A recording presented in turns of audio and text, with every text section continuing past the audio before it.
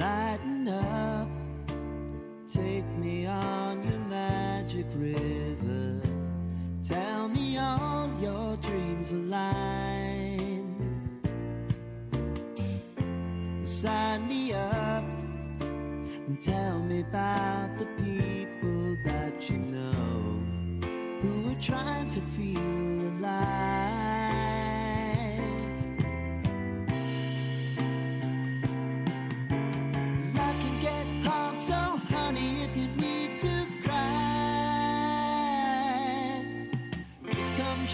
my pillow and rain, rain, go away.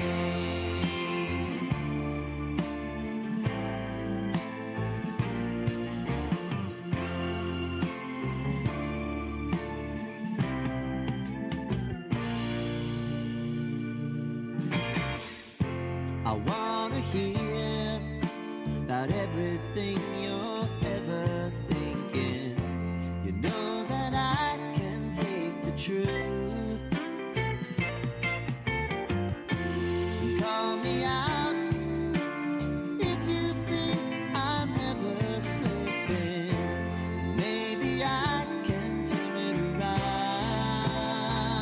Oh yeah. Baby, if you want us, you know time is on our side. Things are gonna haunt us, we'll just have to put aside.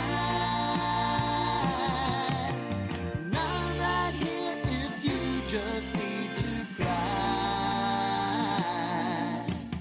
Come love, share my pillow and rain, rain, go away.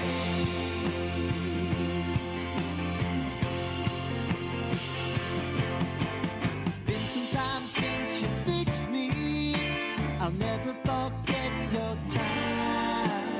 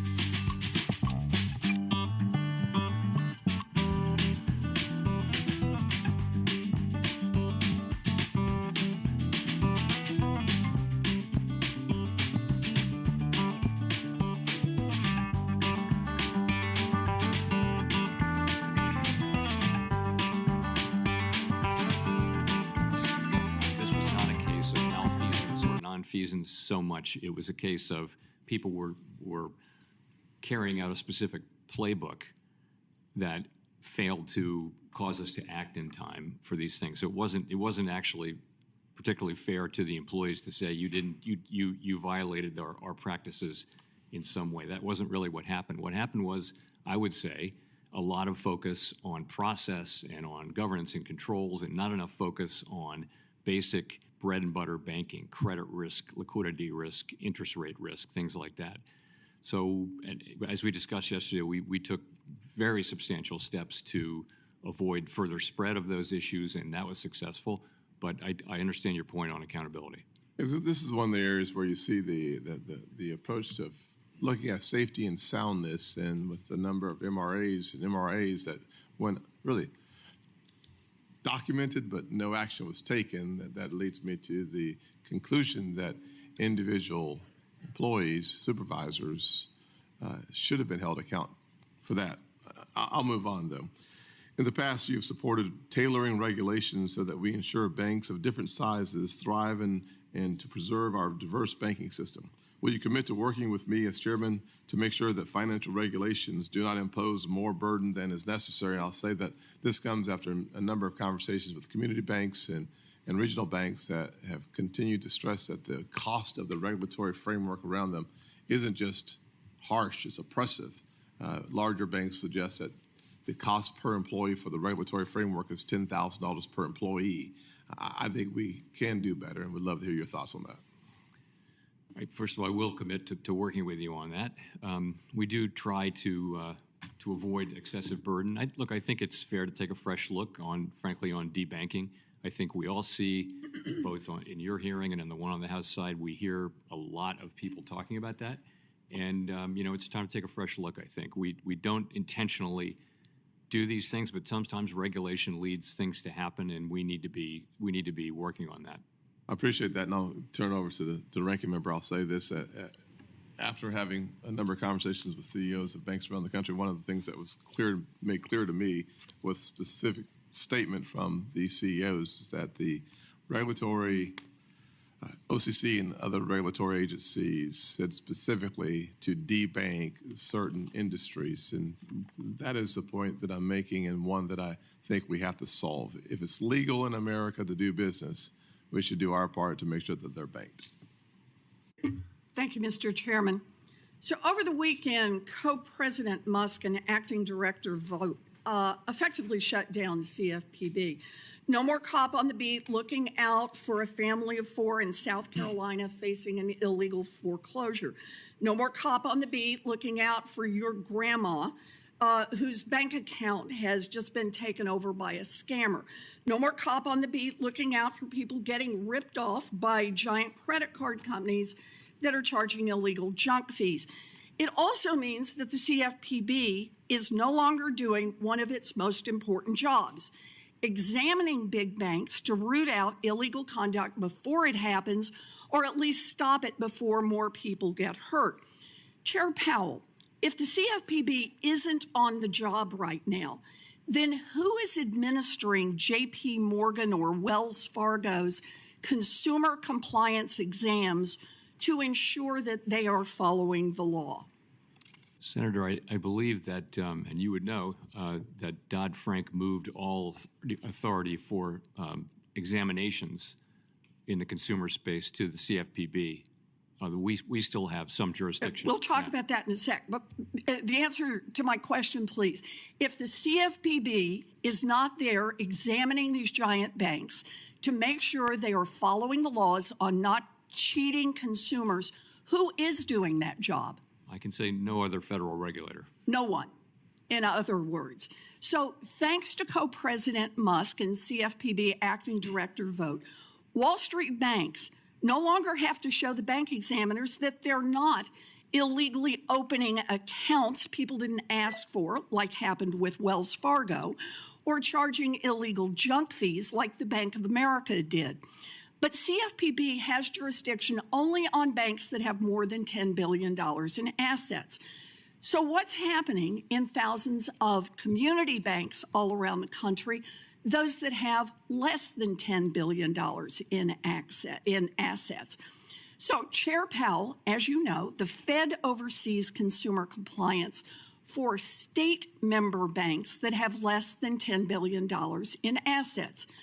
Has the Fed suspended consumer compliance exams for those smaller banks, or is the Fed still on the job to make sure that those smaller banks are following consumer financial laws?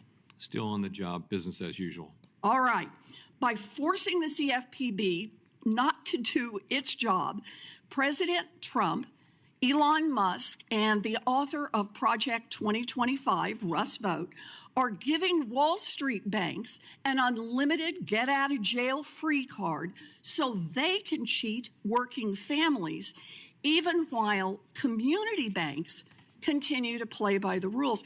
You know, for any Americans who have money deposited at JP Morgan or Wells Fargo or any other of the giant banks, they should now know that there is no one on the job to make sure that those banks are not scamming you.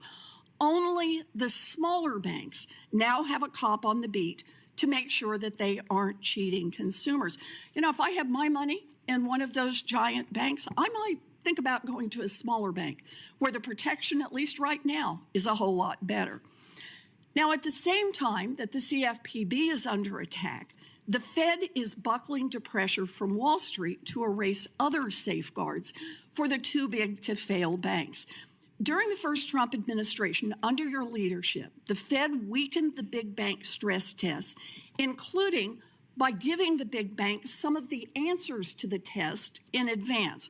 I called you out on it, but you promised right here in this committee that you would not give those banks the whole answer key. I'm going to quote you back. You said, complete knowledge of the models could lead to a model monoculture in which all firms have similar internal stress testing models, which could increase the correlation of risk in the system and miss key idiosyncratic risks faced by the firms. I agreed with you. But several weeks ago, the Fed announced that it has plans to do exactly that, hand all of the answers over to the giant banks. Chair Powell, why is the Fed about to propose a rule that directly contradicts your own testimony and, in your own words, would render the stress tests toothless? Senator, in essence, because the ground has shifted very substantially in administrative law, and we actually want the stress test to remain resilient to that. And so we're making changes to accomplish that. Well, the changes are changes you've identified earlier as making those tests toothless. Look, the big banks are going to juice shareholder payouts and leave this economy more vulnerable to a crash. The Fed is knuckling under to bank lobbyists. We know how this ends. People will suffer. Wall Street will get bailed out. I urge you, Chair Powell, to serve Main Street instead of Wall Street. Don't weaken these rules. Thank you. Senator Rounds. Thank you, Mr. Chairman. And Mr. Chairman, thank you for coming before the committee. I appreciate the opportunity to visit with you. I've got a series of questions, but I would like to give you an opportunity, if you would like. The suggestion that the ranking member has made here is that the big banks can now scam individuals right now. Any change in the laws regarding how they're supposed to be treating the individual consumers out there or anything along that line? Law changes? No, I'm not aware of any Any law changes, any rules that they would have to follow? Not that I'm aware of. Are they still audited, and do they still have the regulators in watching all of their businesses just as they did before?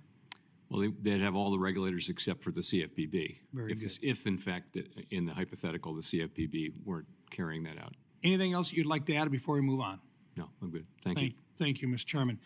As we continue to prioritize the stability and the resilience of our financial system, the ongoing Basel III rulemaking process has remained front and center in shaping our regulatory framework. Now, I guess I was rather outspoken with my opposition to the original proposal, and further work was stalled at the end of the last year. I guess my question for you today, sir, is could you provide an update on the Federal Reserve's progress in finalizing the Basel III endgame rulemaking process? I'd be glad to. So we remain committed to completing Basel III Endgame. We think it's good for U.S. banks. It's good for our economy that there be a global standard beneath which foreign banks can't fall. And that was one of the big ideas behind the whole Basel Committee approach. So where it sits now is we await leadership arriving at the OCC and the FDIC, and that seems to be happening. And when that happens, we're going to sit down with them and work our way through to a Basel III Endgame proposal. And I think we can do this reasonably quickly, one that is compliant, consistent with the Basel requirements, and also consistent with what other large jurisdictions are doing. I'm optimistic that we can do that fairly quickly, and we're committed to doing that. We always wanted our banks to be competitive with European banks, and I'm just curious, the original proposal that was in front of you, and I'd like your thoughts on this, it was estimated to increase our bank's capital by 19%, which I think may very well have created a potential disadvantage within the U.S. institutions versus our European counterparts. With any new proposal, what's your thoughts? Would you make a commitment that this would be a neutral approach with regard to capital? The main commitment I'll make is we'll work together with new leadership at the other banking agencies to do something. But that's certainly, I've said many times in this committee that I think that the level of capital in the largest banks is about right, and so it'll shake out somewhere in that area. I would guess. Our expectation would be, and the markets would expect that it would be neutral with regard to capital in that range. But I want to defer to our new colleagues and get their views as well. But that's a good starting place. Okay, thank you. The Federal Reserve's partnership with the U.S. Treasury plays a central role in supporting our nation's payment infrastructure, which processes a vast range of daily transactions, from federal benefit disbursements to debt obligations.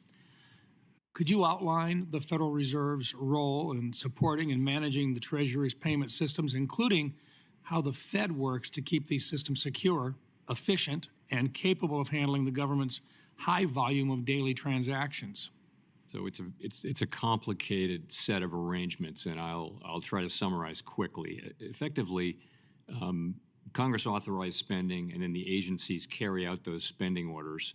And the way they do that is they send an order to pay a payee, a recipient, to the Treasury Department.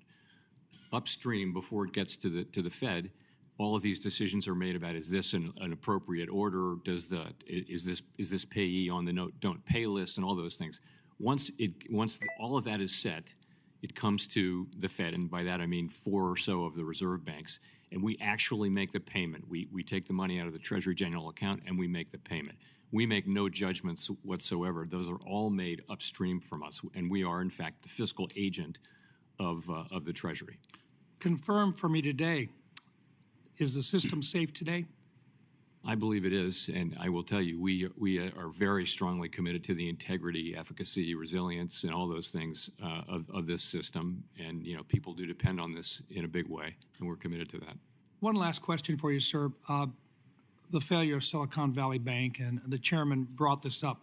I'm just curious, recognizing a lot of banks out there looked at this. It cost the other banks in the system a lot of money to pick up the costs involved in the losses. Nobody's been fired. But you did indicate that it was a failure in the playbook. Has the playbook been revised, or can we expect that it will be revised? In a lot of ways, it's been revised, yes. I can go into some details. I mean, one thing that didn't happen was, for example, the supervisors didn't follow through aggressively enough on things that they'd said. If they'd done that could well have been enough to stop it.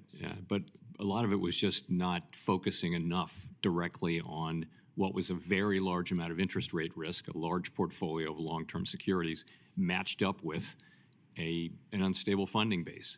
And somehow people wrote about that, and not the Fed, but others wrote publicly about this, but somehow we don't expect bank runs outside of a crisis in this country, and that's what that was. It was a bank run, and bank runs are incredibly damaging. I think everyone learned a lot from that and is determined to do better. Thank you, Mr. Chairman. I think this is one that I think, as you appropriately pointed out, I think this is an area where a lot more questions are out there yet, and I think if it's the playbook that was the problem, I think perhaps a discussion about how that playbook has been revised would be appropriate in the future. Thank you, Mr. Chairman. Thank you, Senator Cortez Masto. Chairman Powell, thank you, and thank you always for the conversations in between these hearings as well. Let me focus on a couple of things of concern, and you touched on a little bit of this, and I think this is important to clarify. There was a change in the law when the CFPB was created. The CFPB examines the banks and enforces the law, whereas the Fed only supervises those banks. Is that correct? Or how would you determine that relationship? With the CFPB? So Dodd-Frank took a lot of the consumer compliance jurisdiction away from the other banking agencies and gave it to a newly created agency, the CFPB. We retained a residual amount of that, as we just discussed, which was banks under $10 billion in assets. But the CFPB essentially took all of that when Dodd-Frank came into being. So as it was created, when you two were working together, the Federal Reserve collaborated with the Consumer Bureau when supervising those large banks, correct? Yes, we still retain supervision over all the holding companies and also of Fed member banks. And let me ask you this then, does the Federal Reserve enforce consumer protection laws now for things like money transmitters? Not for money. That would be the consumer for protection. Fed That would be member banks. CFPB. Yes. Okay. That's And right. so when we're talking about collaborating with the CFPB for financial technology firms, what would the Fed Reserve now do that if the CFPB, if the hypothetical is the CFPB no longer exists, what would be the Fed's role right now with respect to technology firms? We don't have jurisdiction over, we have jurisdiction over banks and some And financial that's market it. utilities. So let me ask you this, because I know there's a number of Nevadans who file consumer reports of concerns about fraud and predators with the CFPB. The Fed Reserve doesn't receive those reports, correct? No, I don't believe And so. you have no role when it comes to consumer protection like the CFPB does, correct? Unless you're a Fed member bank that has $10 billion or less in assets, then we have jurisdiction. Right. On a So there consumer. is a gap. If the hypothetical is true and what we're hearing that the CFPB is being shut down, there is a gap what we're hearing in enforcement out there, and particularly when it comes to consumer protection. Is that would you say that's true? Yes, for all banks that we don't Yeah. supervise. And I think that's the concern we're all having right now, is this concern of when we're looking to streamline government. And listen, I'll be the first to tell you, there's a lot of bloat. We need to streamline it. We need to address regulations and overreach. But there's a strategic way to do it, and not this burn down the house that is going to harm people across the country, including in my state, those Nevadans that are looking for some sort of enforcement around consumer protection law. So that's what you're hearing from many of us on our side of the aisle here. Can I just very briefly add that we do have some residual enforcement authorities, but what we don't have is examination authority, and for the banks that the CFPB supervises. Thank you. Let me ask you this, and we talked about this over the phone, and I understand it may be difficult to answer this, but the Federal Reserve Board members have been clear that future interest rate cuts are unlikely to happen despite the strong economy. But there are folks in my home that are in my state that are waiting to buy a home. And we know that's still an issue, the high prices right now for home affordability. You add the interest rates to it, it is a problem. So do you think it's most likely that interest rates will remain above 6% for this year, or can you even address that? So overall, the economy is strong, growing 2.5% last year. The labor market is also very solid. Unemployment at 4%, quite a low level. Inflation last year was 2.6% for the year. So we're in a pretty good place with this economy. We want to make more progress on inflation, and we think our policy rate is in a good place, and we don't see any reason to be in a hurry to reduce it further. As it relates to housing, so it's true that mortgage rates have remained high, but that's not so directly related to the Fed's rate. It's really related more to long-term bond rates, particularly the Treasury, the 10-year Treasury, 30-year Treasury, for example. And those are high for reasons not particularly closely related to Fed policy. They may remain high. I think, once we lower rates and kind of rates return to a lower level, mortgage rates will come down. I don't know when that'll happen. And even when it does happen, we're still going to have a housing shortage in many places. Thank you. Chairman Powell, thank you again for being here. Thank you, ma'am. Next will be Senator Kennedy. Thank you, Mr. Chairman. Thank you, Mr. Chairman, for being here. Okay, great. Yes, ma'am. My friend, our ranking member, said that you are knuckling under to the big bank lobbyists. Is that true? No.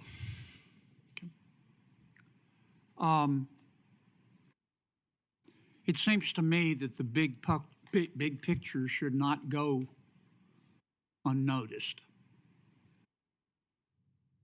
Do you recall a year or two ago when inflation was raging? I think its peak was about 9%. Many economists and other experts, based in part on history, said that you were going to have to provoke high unemployment and put our country into recession in order to get inflation down. Do you recall that? Very, very well. Are we in a recession? We are not.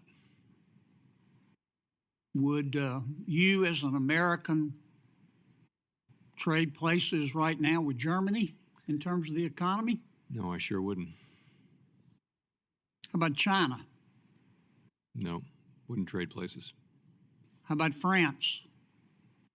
No, thanks.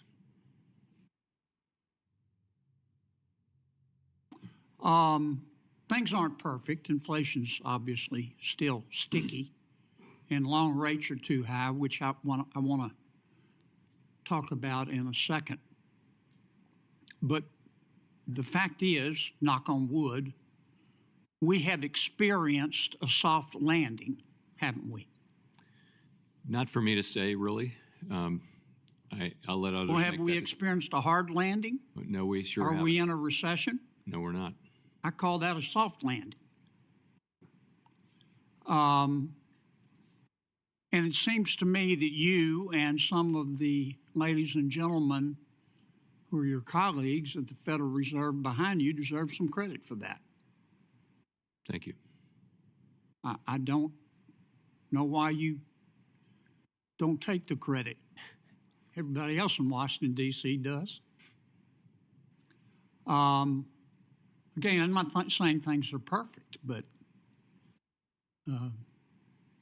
I never imagined that our landing could be this soft, albeit not perfect.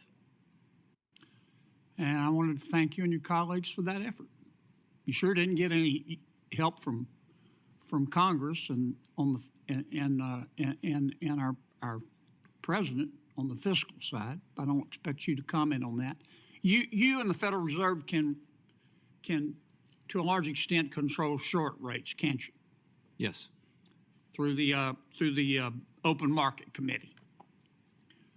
You can't control long rates, though, can you? No, we can't. Why is that?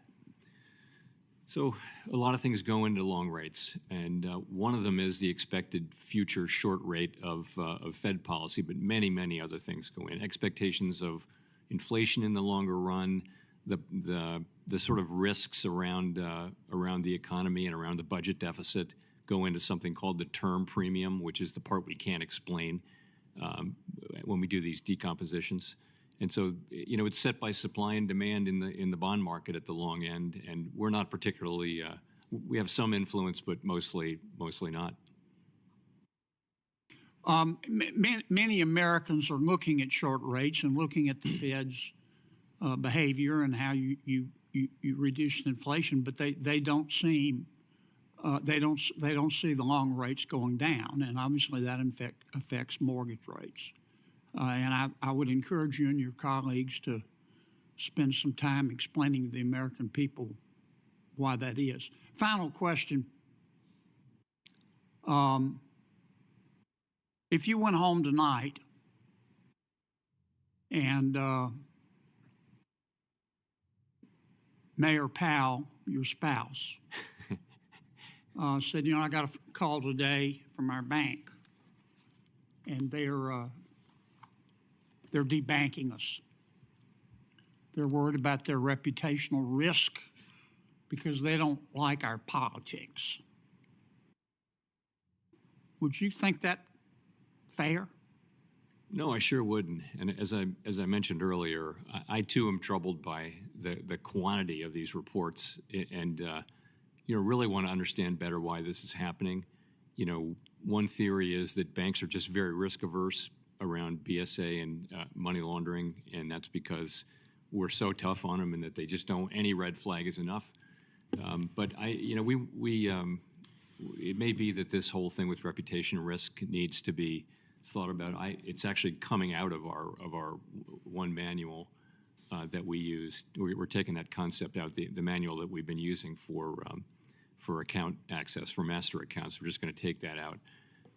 But I think this needs a fresh look, and I think it's time for that, and we're going to do that.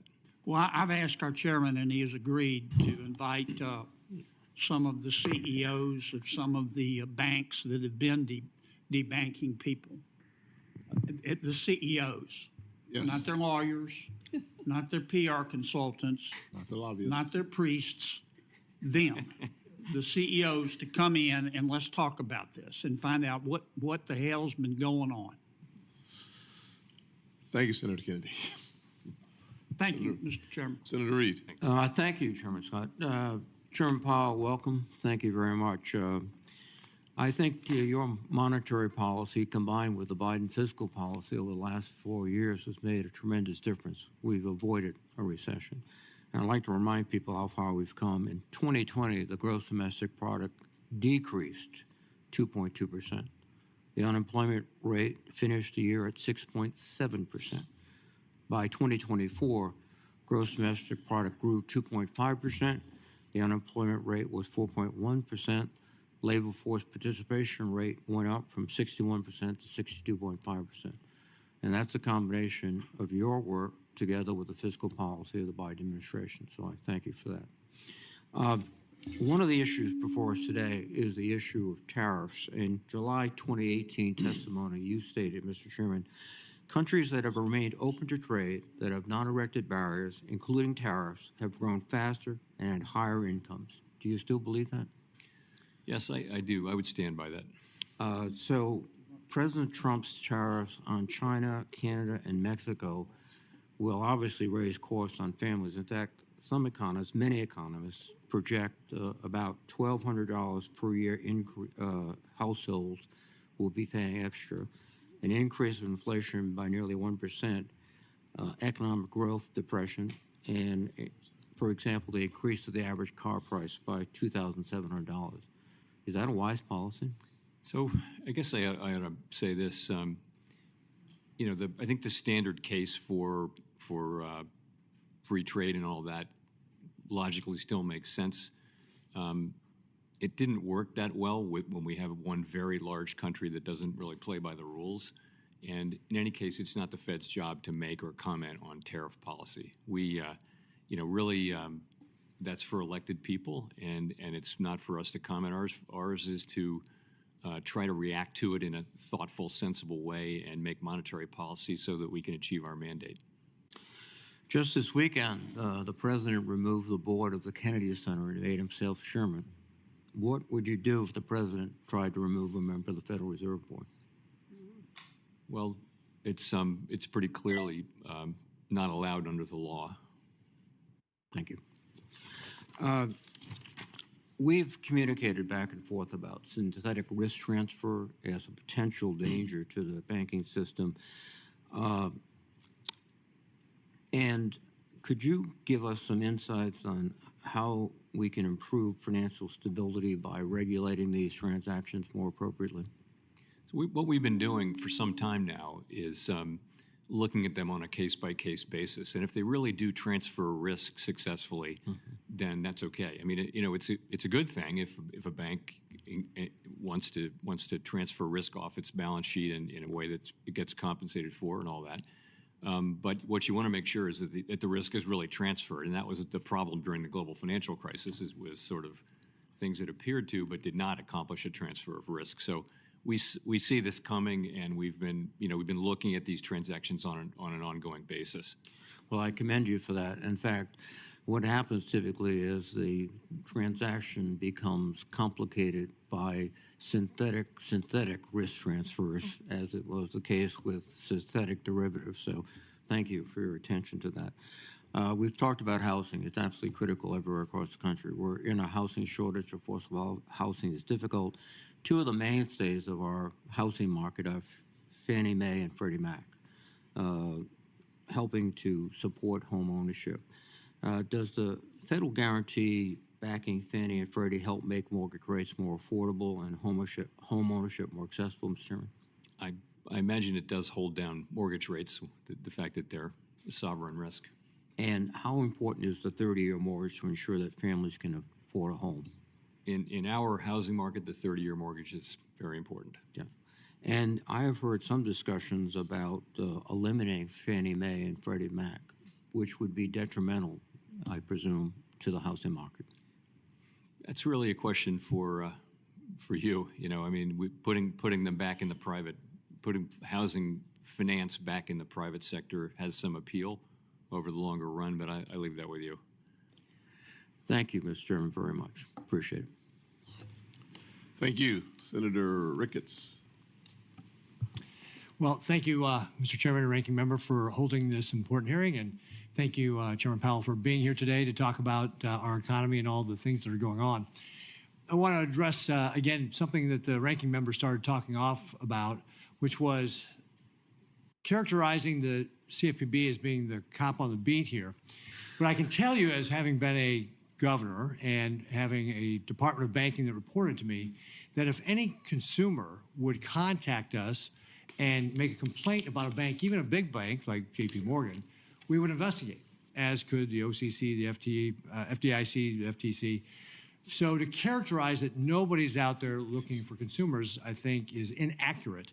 And we ought not to try and scare consumers right now that somehow this is the case, because if you do have an issue, if you're a consumer, please reach out to your State Department of Banking, because those folks are going to look out for you. I can tell you that because I used to have one of those Department of Bankings. They did a fantastic job of looking out for the consumers. One of the things that has also impacted consumers is inflation. Prices under the Biden administration were up 20%. An average household is paying $13,000 more today than they were for the same standard of living they had before Joe Biden got elected. We see that grocery prices, for example, are up 22%, rents up 23%. Simply put, Nebraskans are economically worse off today than they were 4 years ago, and I expect that that's part of the reason why we saw this change in the administration. They thought that that was not something that they wanted to continue to pursue. They didn't want the same policies being followed. We have to end the reckless federal spending, rein in inflation, and be responsible about how we make decisions to be able to grow the economy. One of those areas that I'm concerned about is the expansion of the Fed balance sheet.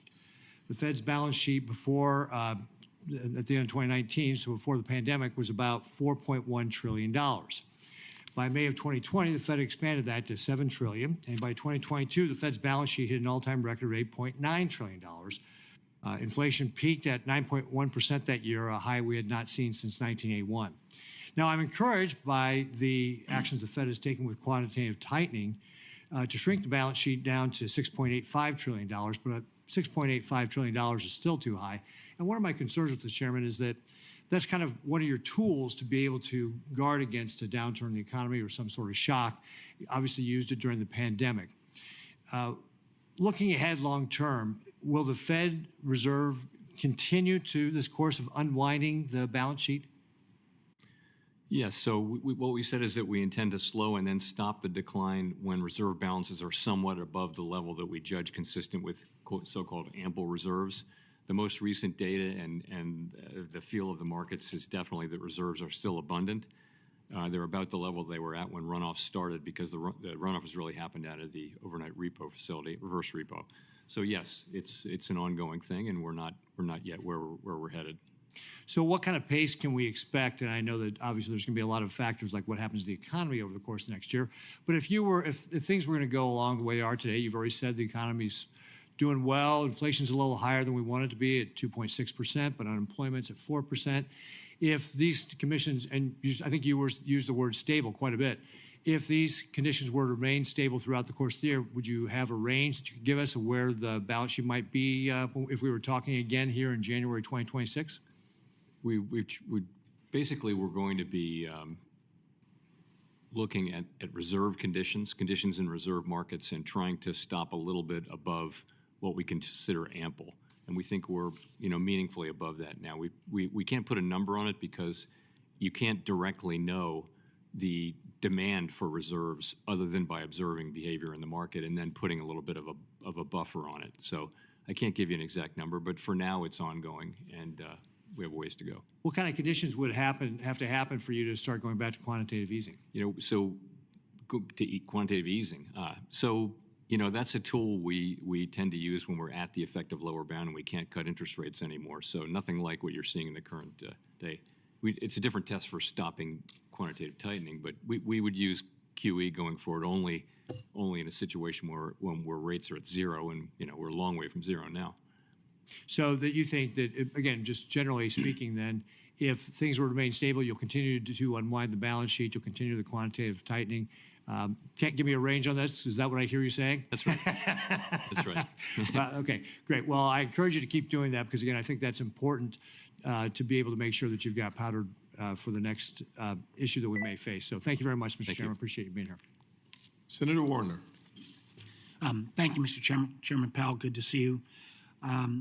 One of the things we've talked about in the past, and I've got 2 or 3 issues I want to get through fairly quickly, is that that while our regulatory framework should always promote financial innovation, that innovation can't come at the expense of things like anti-money laundering, consumer protection, financial stability.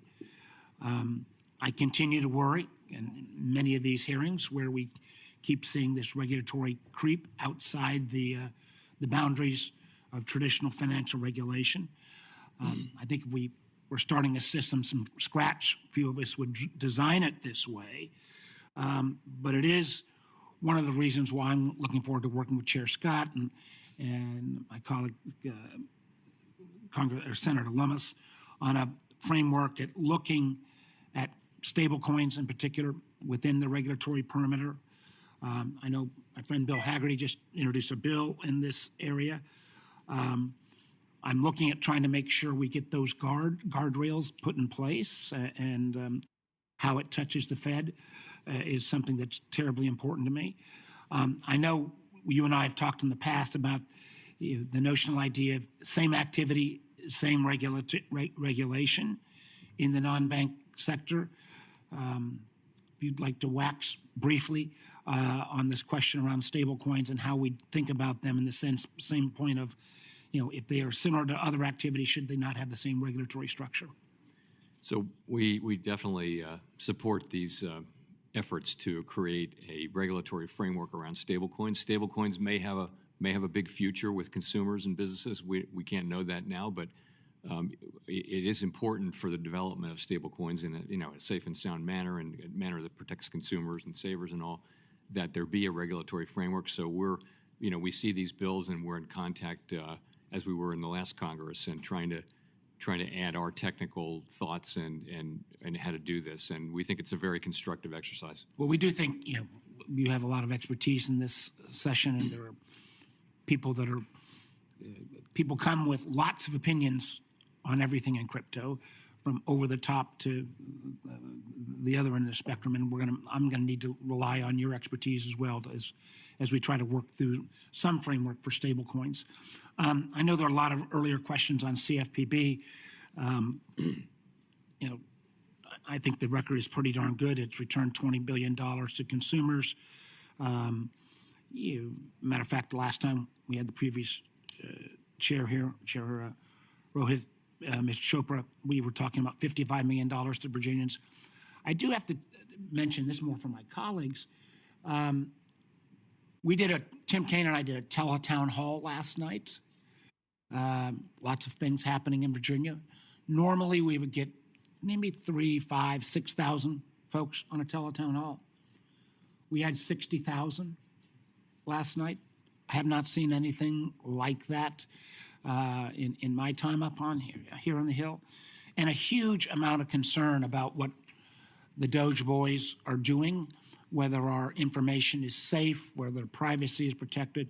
You know, I had one lady say, in light of what was happening at CFPB, and while there's not a direct connection, she's saying, is her deposits at her bank safe? We tried to give her a assurance, but I said, you know what, ma'am, I'm going to be talking to the chairman of the Federal Reserve tomorrow. And with this diminution or shuttering, at least at the time being, of the CFPB, can I tell, I believe her name was Mary, can I tell Mary from Virginia that her bank account is safe? I think bank accounts overall across the economy are safe, yes. We've still got deposit insurance at the FDIC, and the banking system is well capitalized and safe. Well, again, I think the concern was being raised was that the diminution of consumer protections lent her concerns about whether that dollar being safe. Last thing I want to recognize is that there's been reports in the media about the thinness in the Treasury markets, the number of additional bonding that we're going to have to do, particularly with so many of these unpaid tax cuts. Matter of fact, one of the things that was really striking to me was that yesterday the president mentioned how he was, quote, examining Treasury debt payments for possible fraud and suggested that our debt might not be as high as possible. We all understand the full faith and credit of the United States is based upon a reputation. If this president were to suddenly say, I'm wiping off X amount of debt because I don't believe we owe it, what kind of effect would that have on both stability of the dollar and the overstability of our economy? It will probably not surprise you that I will defer to you on that question. So you think it would be, from a Fed standpoint, the President of the United States starts to saying we're not going to pay our Treasury debt. You're going to have no view at all? I'm not going to comment on things that the president says. I would like to see us at some point get a stronger answer on that, because I think that in light of the president's willingness to shut down agencies willy-nilly, his ability to potentially curtail payment of debt, I think would have devastating consequences on our economy. Thank you, Mr. Chairman. Senator Britt. Thank you, Mr. Chairman. Obviously, there's been a lot of conversation both in and out of this hearing room today. Conversations about a co-president referencing Elon Musk, referencing the work that Doge is doing. I think it's important to remember that President Trump ran on this. I mean, he said we're going to look for wasteful spending across our government. We're $36 trillion in debt, y'all. That's not only fiscally irresponsible, it is actually morally irresponsible. And the difference in this administration and the last administration is that President Trump is actually the final arbiter. And it's interesting that none of you had anything to say over the last 4 years when it is clear that our commander-in-chief was not in command. And if we're going to use the term co-president, then let's go back and say co-president Jake Sullivan, co-president Ron Klain, co-president Jill Biden. I mean, it seems that some of the biggest decisions were made during the president's afternoon nap time. And so I just think we need to be a little bit more honest about what's been laid out and what's actually occurring. Chair Powell, I want to discuss some monetary policy issues, but I first want to highlight a few supervisory items. We unfortunately started 2023 with several bank failures in which the Fed itself admits its supervisors were, quote, too slow to ask. The question has been asked earlier about who was fired, who was not. I think that there's some real merit to having accountability that we have not seen there.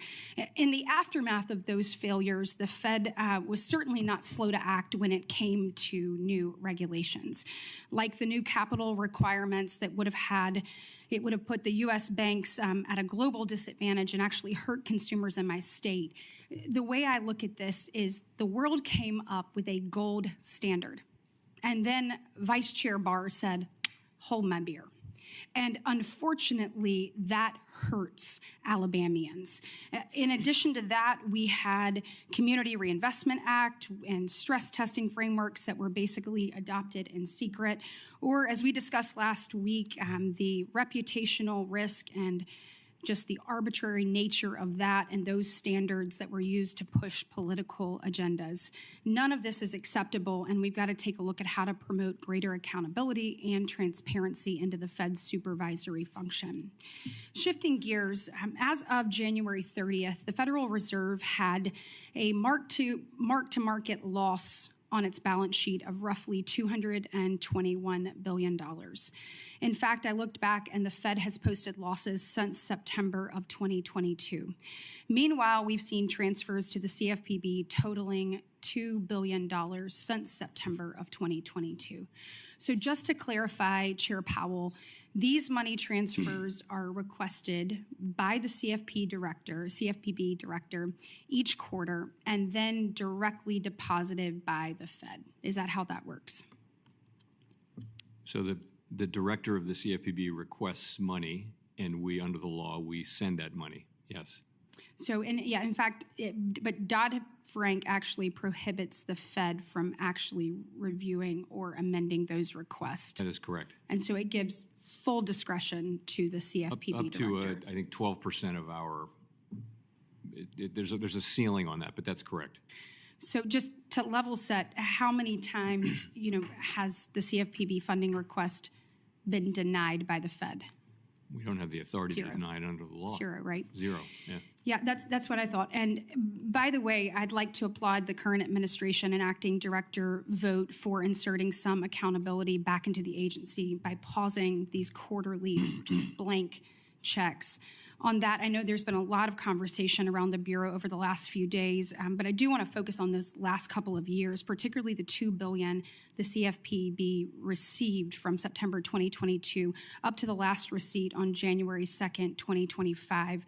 Congress specified in statute that the Fed shall fund the CFPB through the combined earnings of the Federal Reserve System. However, as I mentioned, the Fed has no current earnings.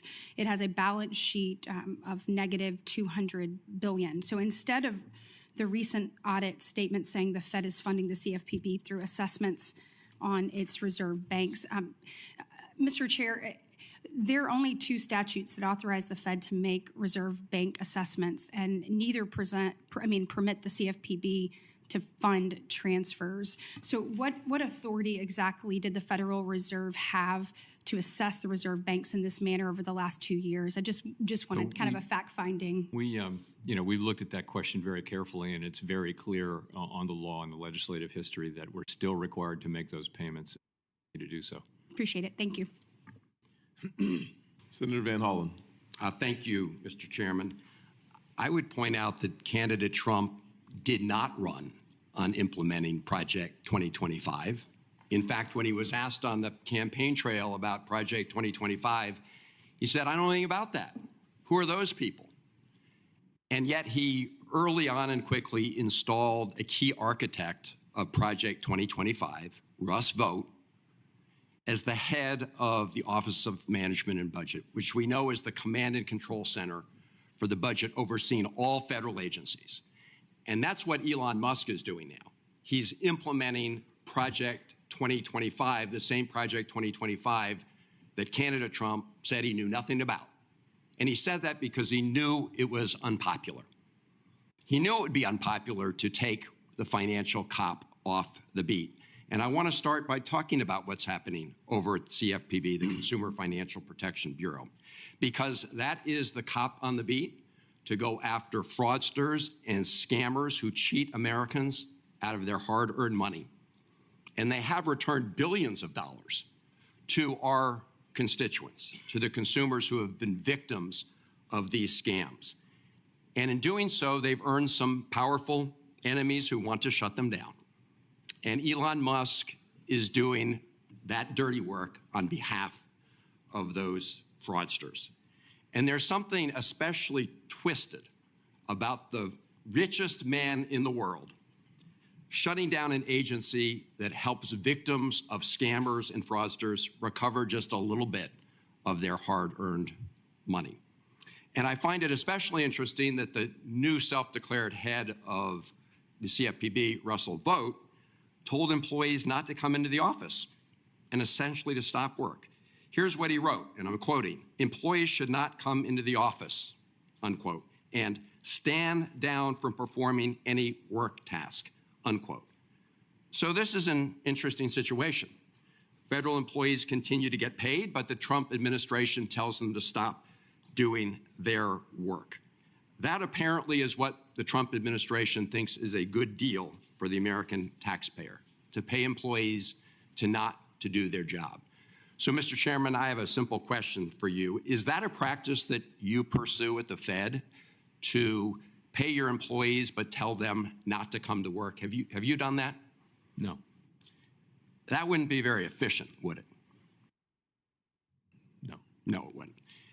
And yet, that's what the so-called Doge boys, efficiency boys, are doing.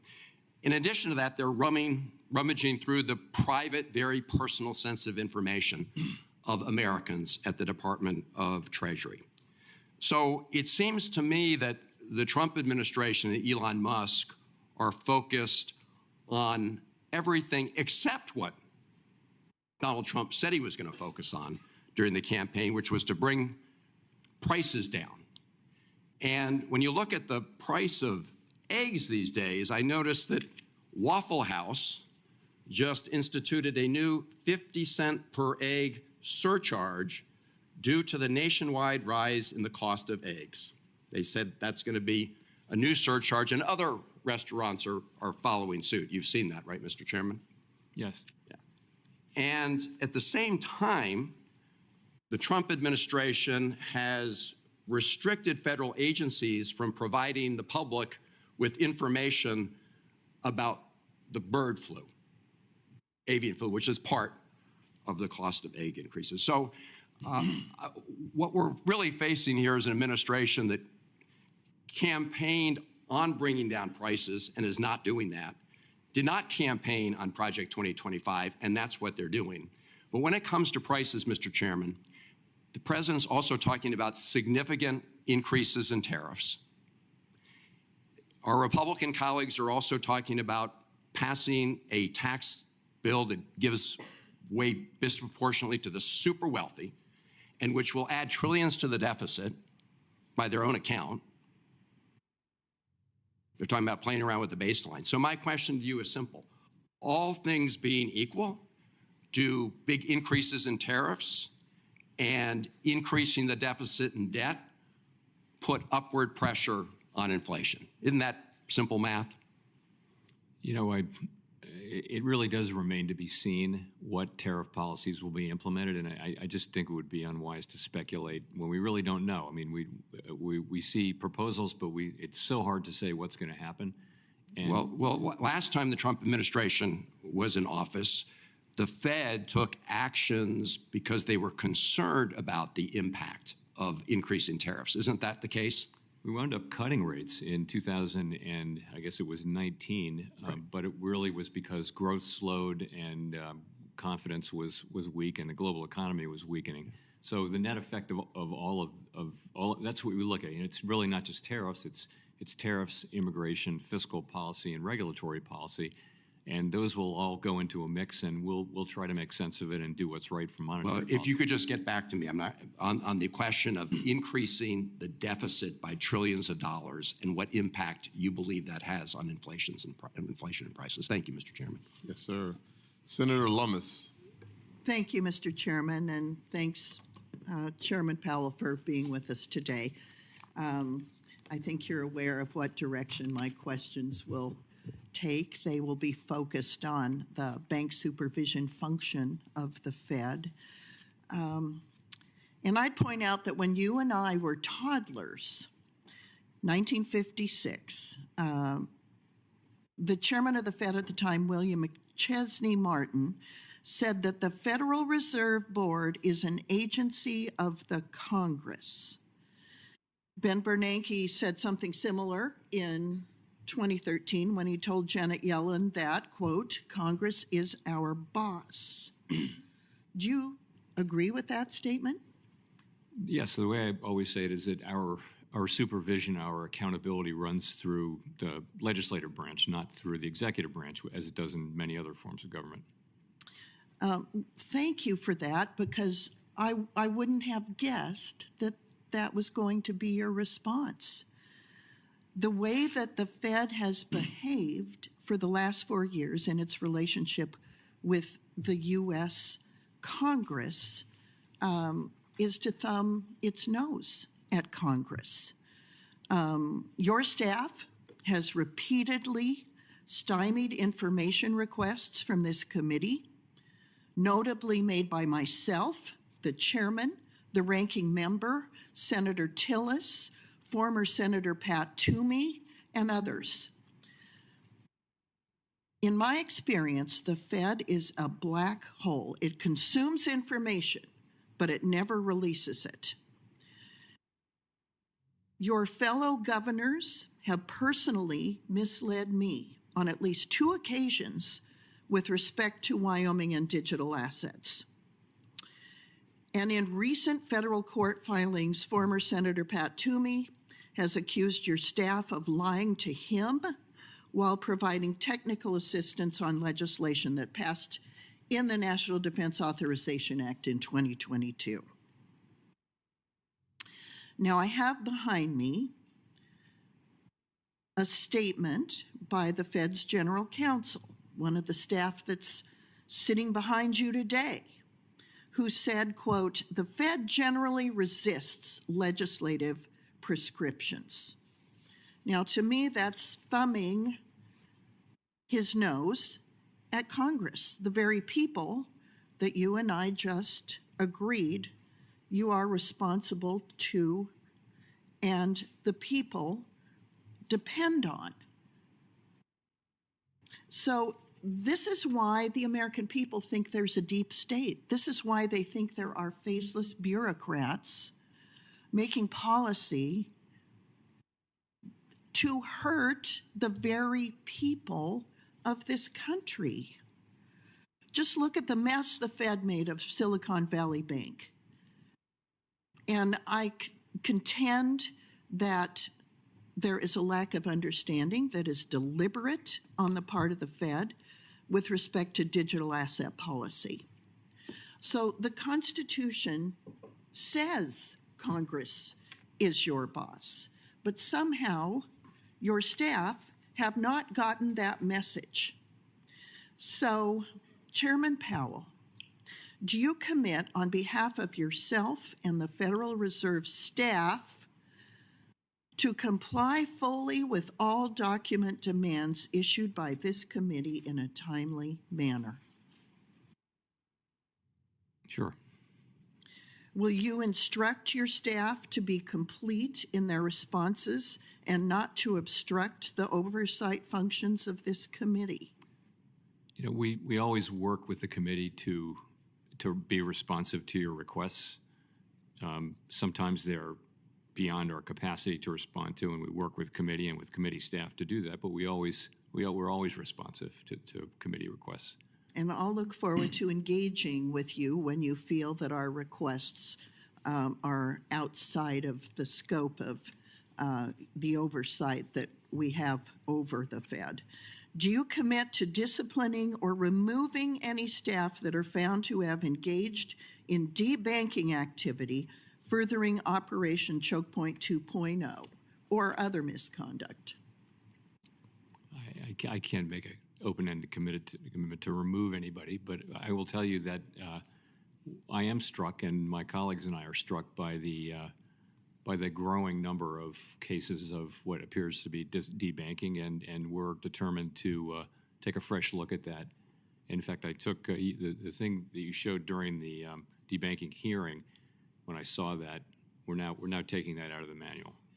So I thank you for that. Thank you, Mr. Chairman. My time's up. Senator Smith. Thank you, Mr. Chair and Ranking Member, and thank you, Chair Powell, for being with us today. I appreciate your presence here. I'd like to start with the issue of the rising cost of home ownership, something that I know is of great interest to many of my colleagues on this committee. I know, Mr. Chair, that you care a lot about homeownership and making homeownership accessible and available to folks. My colleague, Senator Lummis, as well, many of the folks on my side of the aisle as well. And so I think this is something that we can agree on, that the rising cost of homeownership is a big challenge for our constituents, for Americans. And one of the big pressures, there are many, but one of the big pressures is the rising cost of home insurance. In Minnesota, families, seniors are struggling to manage a nearly 40% increase in home insurance rates. We've seen this over the last 7 years or so. And I know, Chair Powell, that you've told this committee in the past that that rising cost of buying insurance for your home has been a source of inflation as we've been trying to manage inflation. Now, I don't know anyone who doesn't see this crisis of rising insurance rates as being caused by extreme weather events. We've seen massive flooding in the southeastern United States. We've seen flooding in Minnesota. We've seen fires in the Mountain West in California. I mean, these are climate-related events. Then that's not a political position. That is just a fact. So, we've got banks that of course, require, understandably, that a homeowner provide insurance as a predicate for getting a mortgage. So there's a big question about what's going to happen when insurance becomes unaffordable, or in some parts of the country, just literally not available, and what impact that would have on the mortgage markets, on the value of American homes. Just last week, a new analysis from First Street showed that overall, the value of U.S. real estate could be reduced by $1.4 trillion, colleagues, over the next 30 years due to unaccounted for climate risk. That's the cost, the risk of not being able to afford home insurance because of these extreme weather events. And the prospect of trillions of dollars of property become uninsurable is clearly a recipe, it seems to me, for market instability, both in the rental as well as the mortgage market. So my question, Chair Powell, is, given these trends, how do you think the Fed and how do you think we should be thinking about the challenges that these events are going to pose to insurance markets and to the overall financial stability of the economy? I'm asking you to comment specifically on climate change, because I understand my colleagues on the other side of the aisle see that as a political question. It's more like what you see as the risk to financial stability here. So let me quickly note that we don't regulate or supervise insurance companies for the most part, but we're seeing the same thing, which is both banks and insurance companies are pulling out of areas, coastal areas and things like that, or areas where there are a lot of fires. So what that is going to mean is that, if you fast forward 10 or 15 years, there are going to be regions of the country where you can't get a mortgage. There won't be ATMs. There won't, the banks won't have branches and things like that. Right. That's a possibility coming up down the road. It's not that the banks will stay there and keep making loans in the face of evidence of disaster, or that insurance companies will do right policies. They can cancel those policies every year. Right. So I think the risk is that they just won't be there and that people won't be able to get them. That's really the issue.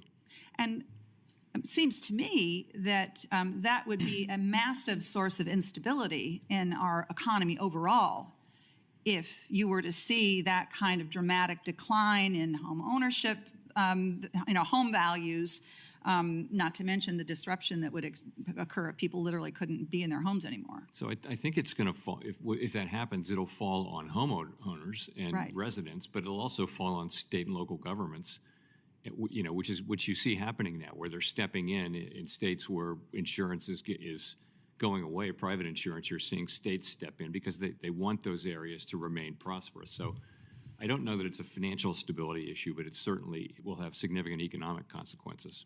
Well, certainly to try to figure out how to provide reinsurance, as an example, in the places where commercial insurance isn't available would be a massive impact on state budgets, if to follow your chain of thinking. And I know in this committee, I've heard some of my colleagues on both sides of the aisle talk about the challenges overall with flood insurance, just as an example, and the massive expense that would have for us as well. I raise this, colleagues, because I think that this is an important issue that we need to be paying attention to. I do think it has a fundamental impact on the overall health of our economy as we look not even down the road, but where we are right now. So I'm out of time. Thank you, Chair Powell. I have a question. You and I have talked quite frequently about my deep and keen interest in the Community Reinvestment Act, and I'll follow up with a question on that for the record. Thank you. Thank you, Senator Smith. Senator Haggerty. Thank you, Chairman Scott. Chairman Powell, it's good to see you here today. Welcome. I want to start by talking with you a bit about markets and inflation. Less than 6 months ago, you expressed some serious concerns about labor market weakness and the risk of persistent inflation. But since then, the FOMC has begun its easing cycle and cut its target rate by 100 basis points, as you mentioned in your opening remarks. Now, in the January meeting, the FOMC has telegraphed that it felt both the labor market and inflation have reached a point where you're comfortable maintaining its target range. And my question is this: the recent market data, including last week's strong jobs report, indicate that the economy is on firm ground. Indeed, swaps markets have begun to price in fewer and fewer cuts this year. And I just wanted to talk broadly about these market conditions that you see. Do you see evidence of a higher neutral rate emerging at this point? Yes, I mean, let me say there was a lot of reason to be concerned about downside risk in the labor market toward the middle of this year, but really that concern has diminished significantly. Labor market's very strong. I think the evidence is, my own view, and there are many different views on this, but is that the neutral rate will have risen meaningfully. Very hard to be precise about it from what it was. It was clearly very, very low before the pandemic. Extraordinarily low, historically so. But yes, I think it's moved up, and many of my colleagues on the FOMC feel that way too. It certainly seems that way.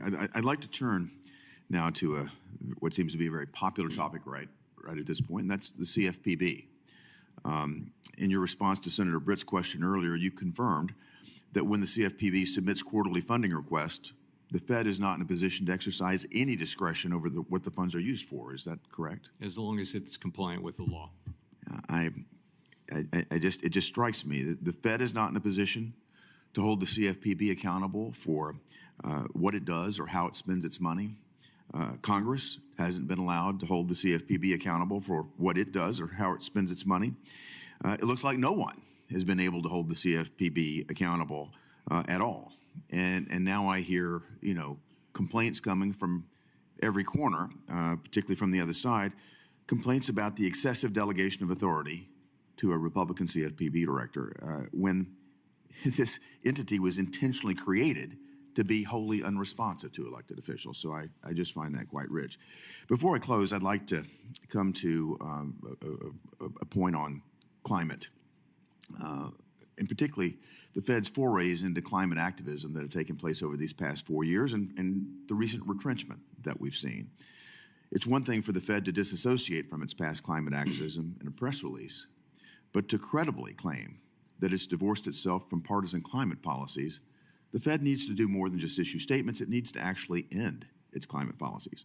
The Fed's independence from politics is a headline topic at the moment, of course, and while much attention has been given to potential external pressures on the Fed, I think it's also critical that we scrutinize how the Fed's own regulation and supervision might be utilized to in some way politicize the institution. So when the central bank strays from its mandate by embracing partisan climate policies, the Fed embroils itself in controversial political debates and invites legitimate political scrutiny. So I just want to urge the Fed to refocus entirely on its core statutory mandates. I know it's a commitment that both you and I share, Mr. Chairman. Thank you for being here with us today. Thank you. Thank you. Thank you. Senator Warnock. Thank you very much, Chairman Scott, and welcome again, Chairman Powell. I want to echo the words of Ranking Member Warren and so many of my colleagues today on DOGE and Project 2025's illegal attack on the Consumer Financial Protection Bureau. Certainly the Bureau was not created to be dismantled. And since its inception, the CFPB has been the only federal agency solely dedicated to protecting Americans' wallets and pocketbooks from scammers and predatory companies in financial services. The CFPB reduced costs for Americans, returning more than $21 billion to Americans who have been cheated since its inception. I want us to focus on that as folks are talking about chasing after waste and fraud and abuse. The CFPB has returned more than $21 billion to Americans. Make no mistake, this attack on the CFPB will increase costs for Americans, and it will give the green light to fraudsters and predatory actors seeking to cheat hardworking Americans. And so, Chairman Powell, thousands of Georgians of all political stripes have written into my office, and they are alarmed by an unelected billionaire and his hacksters' dangerous attempts to access Americans' private data and the Treasury Department's systems that control $6 trillion in annual payments to millions of American citizens, including Social Security, Medicare, and tax refunds. Quickly, yes or no, has Elon Musk or members of his team, to your knowledge, attempted to access the Fed's protected data and systems? Yes or no? I don't believe so. I don't believe so. Okay, so will you commit to report to this committee, majority and minority, immediately should you become aware of any such attempt by Elon Musk or Doge to pierce the Fed's independence or to access its protected systems? Yes. Thank you for that commitment. The Fed's latest monetary policy report states that the tight labor market has allowed employment and earnings gaps between Black and Hispanic Americans and white Americans to narrow. I was glad to see that many of the long-standing disparities in employment and wages by sex, race, ethnicity, and education have narrowed under the Biden administration. Some gaps have reached historic lows. Specifically, the employment gap for Black workers and white workers is near its lowest point in almost 50 years. That is the economy that the Trump administration is inheriting, a historic low in almost 50 years. Chair Powell, as you work to promote maximum employment, what steps will the Fed take to ensure that these equity gains are permanent? So the best thing we can do is it's both of our mandates, really, because as you well know, high inflation hits people at the low end of the income spectrum first and most. And in addition to that, we know that the benefits of a strong labor market over time can be really visible and important in those communities as well. So we pursue our mandate. We keep our heads down, and it works out that is the single best thing we can do to foster, closing those gaps. You pursue your mandate. You want to make sure that it's working. Would you agree that we still need good equity data to continue to narrow and close those gaps by race and gender? I do think, we're always going to be in favor of good data at the Fed, and we do have quite a bit of that data on our website. But if we don't have equity data, it'd be difficult to know, right? Yes. I'm glad to hear you still believe in the value of good equity data for economic policy making. It's better to fly with the data than to fly blind. I'm not sure what's so controversial about the data. And while I was disappointed to hear that the Federal Reserve, which is independent from the White House, it scrubbed a diversity and inclusion section from its website after President Trump's executive order, while also scrubbing data on the racial, ethnic, and gender makeup of its economists and researchers, I hope you will continue to ensure that the public has good data on how our economy is working or not working for historically marginalized Americans. I also hope you will reconsider your decisions around the whitewashing of the Fed's website. Chair Powell, as we think about the value of protecting data on the Black-white wealth gap or employment gap, I think it's important to understand what policymakers can learn from this data. Historically, from what you've seen in the data, historically, what types of economic events have caused the Black-white wealth gap or employment gap to widen? Well, high inflation, downturns. You see generally, just take the Black unemployment rate, it generally moves at twice the speed of the white unemployment rate. So when it goes up faster, and when it comes down faster. But there is, at the end of the day, there's always been a gap, and we want to run a strong labor market, and we target overall overall labor market conditions for maximum employment. But one of the benefits of that is that gap comes down.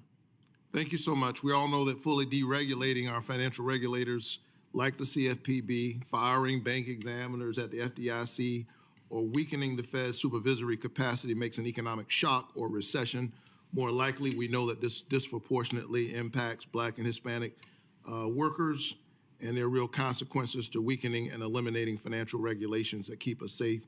Working people are the ones especially who suffer. So thank you so much, and I look forward to continuing to work with you to close these gaps. Senator Banks is next. Thank you, Mr. Chairman. Chair Powell, thank you for presenting your report to the committee today and for coming to meet with me last week in my office as well. The Federal Reserve has enormous power over Americans' ability to work and earn a living. And the Fed's interest rate decisions have an especially big impact on industries like manufacturing, which depend on big investments. Chair Powell, the Fed's data on manufacturing is still holding up nationally, but it doesn't look very good in the Chicago region, which includes most of my state in Indiana. The Beige Book says manufacturing jobs are declining and fewer people are buying manufactured products. It also says that steel demand is at a low level, auto production has slowed, and machinery orders are down. What does that say about the rest of the country? When manufacturing in the heartland slows, does that signal trouble for industries in other parts of the country? It can. It doesn't always, but it certainly can. We watch the manufacturing sector. It's very important. Manufacturing jobs tend to be high productivity jobs. They're very important in our economy. But I would say over the last couple of years, manufacturing was pretty weak during years in which we had high GDP overall. Manufacturing is a smaller proportion of the economy than it used to be, but it's still extremely important. Senator Reid asked you why free trade doesn't work when one of the giant players doesn't abide by the rules. The China shock is proof of that. The Fed has a mandate to maximize employment. How do you account for the whole industry that is repeatedly suffocated by unfair competition? We don't do trade policy. We're not responsible for it. We don't comment on those who do trade policy. So we don't really have a role in focusing specifically on that. That really is left to those who have responsibility over trade. Do you agree that a healthy manufacturing economy is important to a healthy overall U.S. economy, though? I do. I hope you had an opportunity to read Robert Lighthizer February 6th essay in the New York Times. He explains why a big trade imbalance between any two countries is harmful to citizens in both of those countries. How does the Fed take the trade deficit into account in your decision-making at all? Again, we really don't. We're aware of it, but it's not something that directly affects our mandate goals. So not at all? No. I did read his book, by the way. I didn't read that editorial. Fair enough. It is a good book as well. I want to get into tariffs. It's no secret that most conventional economists hate tariffs. But I want to note that Indiana gained manufacturing jobs during President Trump's first term with the 2018-2019 tariffs. Even though the economist's conventional wisdom is that tariffs will reduce jobs, do you commit to following the data and not prejudge any outcome? Very much so, as we did in 2018-19. Finally, my staff reviewed the research paper on tariffs in preparation for this hearing, and I want to point out one of them called The Employment Consequences of U.S. Trade Wars. Mr. Chairman, I'd like to enter this paper for the record. It found that the timing of tariffs are very important. It found that China's retaliation to President Trump's tariffs did hurt U.S. jobs, but if the U.S. had imposed tariffs on China much earlier in the 90s and early 2000s, it would have almost completely eliminated job losses due to the China shock. And I know you've said what you said before, but will you and your staff please take a look at this paper? We certainly will. I imagine we already have, but I'd love to see it. I appreciate that. Home ownership is an essential part of the American dream, but families are struggling to afford homes. In just 5 years, the price of a typical home in Indiana has gone up more than 60%. More than 3/4 of American families can't afford an average home in their neighborhood. How do the Fed decisions about monetary policy affect the ability of regular families to buy a home? Most of what will have driven that increase will be about some of it's about local regulation, as you, I'm sure, know. It's also about just wages going up and costs of materials and things like that going up. And land costs and all that are going up a lot. The channel that through which we affect housing is, of course, interest rates. And right now, interest rates are still pretty high, but actually, mortgage rates are really not set at the Fed. Those are really key off of longer run things. Nonetheless, we're clearly having an effect on the housing market, and that'll unwind as we normalize policy. But we're still going to be faced with high insurance costs and high material costs and labor shortages and all the things that keep driving housing prices up across the country. Thank you. My time has expired. Next will be Senator Gallego. Thank you, Mr. Chair. Mr. Powell, just kind of running along that vein of thought, the housing costs are one of the top concerns of my constituents in Arizona. From 2010 to 2022, rents in Arizona increased by 72%, and I wish wages were as increased to match, but they did not. And the average 30-year fixed mortgage rate has been above 6% for nearly 30 months. With very few rate cuts anticipated in the near future, potential cost increases from tariffs or imported construction materials, as well as the demand that we're going to see in terms of rebuilding from California and labor shortages. What do you think needs to happen to make housing more affordable in Arizona and the United States in general? You know, housing policy and things to help housing supply are really in your wheelhouse, not ours. I do think you know, the housing markets around the country are still suffering from the after effects of the pandemic. Once that's all the way through and short-term rates are down to normal, whatever the new normal level is, I think housing costs are still going to be high. I think it's still going to be expensive to build housing in many parts of the country where lots of the urban areas, the obvious places to build housing has happened. So I think it's a long-term. There's a short-term problem which will go away in coming years, but there's a longer-term problem with housing availability, and that's going to be something that's not within our authorities or power to affect. You know, one of the things that I've seen in Arizona is because we have people that are locked into mortgages at 2.9, 2.8%, and in order for them to move to the new house, they're going to have to essentially go and try to get quote unquote a bigger house, but the mortgage payment is going to be through the roof.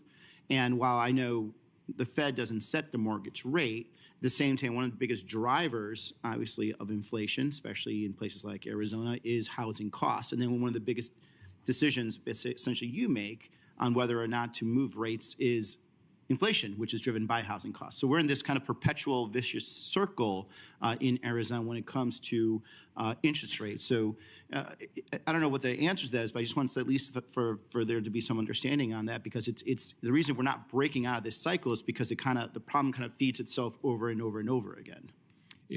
Yes, that's exactly what's going on. But it's not obvious, though, that lower rates would lead to lower housing inflation because, of course, that would increase housing demand. It would unlock people's, low mortgages, but that creates both a buyer and a seller. So it's not clear that would be something that would drive down housing inflation. Well, my supposition, especially in places like Arizona, which is really growing fast, is that by increasing supply with lower rates, you end up essentially having more of a competitive market, so people will start moving and essentially bring down the overall cost. But moving on, so I've also heard from businesses in Arizona, they're concerned about the threat of economic stability in tariffs that are imposed on our key U.S. trade partners.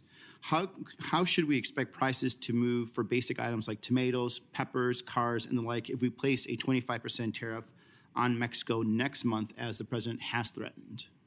So, as you know, we don't do tariff policy and we don't do commentary on tariff policy. I mean, just generally, when somebody's got to pay the tariff, and it can be the exporter, it can be the importer, right. It can be a middleman, and it can be the consumer. Somebody pays for it, though. Somebody does, but right. In some cases it doesn't reach the consumer much. In some cases it does.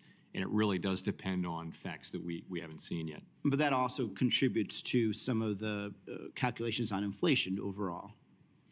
It can, but it's hard to predict. There's a question of how persistent that would be and how large it would be. Mm-hmm.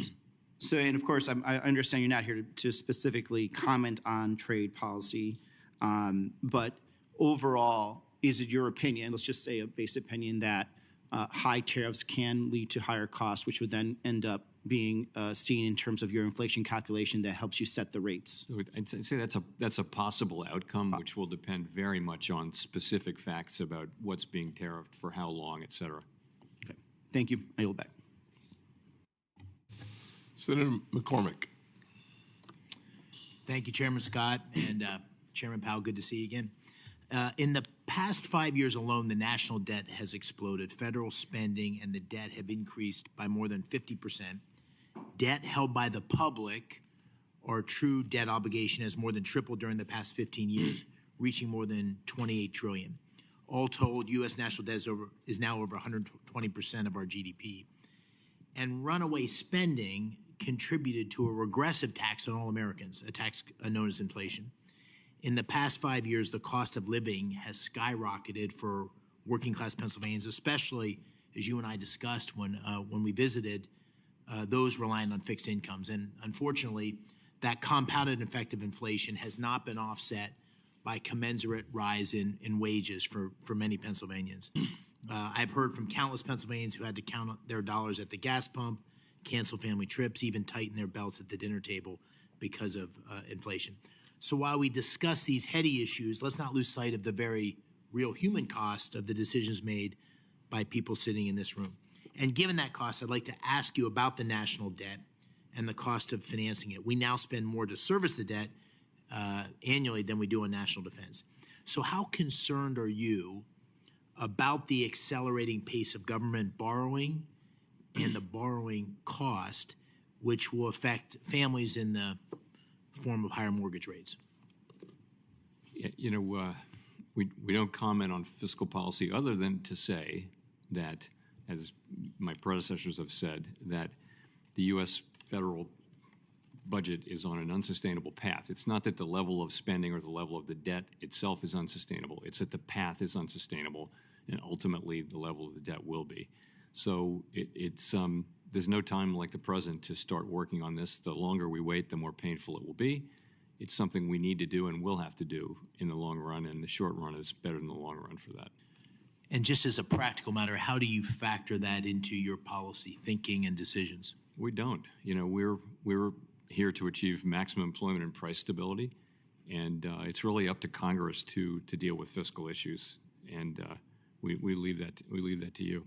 Well, just as a more practical question, I think which falls clearly in your bailiwick, because of that national debt, it's caused the supply of U.S. Treasuries needed to finance the debt to skyrocket. And that's at the same time the Fed is shrinking its holdings of Treasury through quantitative tightening.